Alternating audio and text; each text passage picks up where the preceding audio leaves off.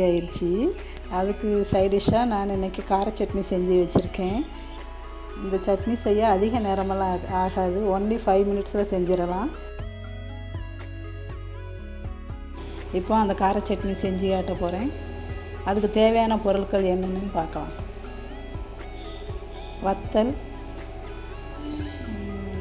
எலுமிச்சை அளவு புளி, 2 பூண்டு, கொஞ்சம் உப்பு. இது எதுவுமே வறுக்க வேண்டாம். அப்படியே மிக்ஸி ஜாரில் போட்டு தண்ணி ஊற்றி பேஸ்ட்டு பண்ணிவிட்டு கடைசியாக அதை தாளிக்கணும். அவ்வளோதான். ஈஸியான முறையில் கார சட்னி செஞ்சிடலாம்.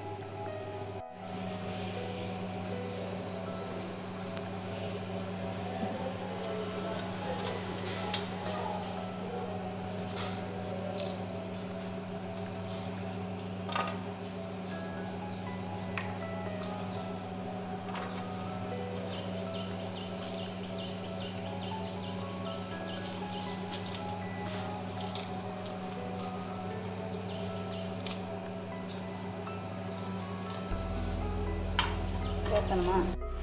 இப்போ சட்னி அரைச்சி எடுத்தாச்சு. இந்த மாதிரி நல்ல நைஸாக அரைச்சி எடுத்துக்கோங்க. திப்பியாக இருந்தால் டேஸ்ட் இருக்காது. அதனால் இப்படி மைய அரைச்சி எடுத்துக்கிடணும்.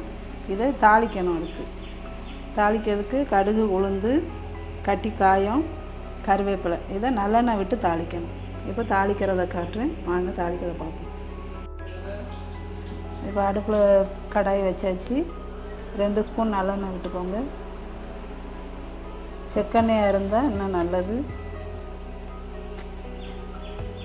2 ஸ்பூன் ஆயில் விட்டுட்டு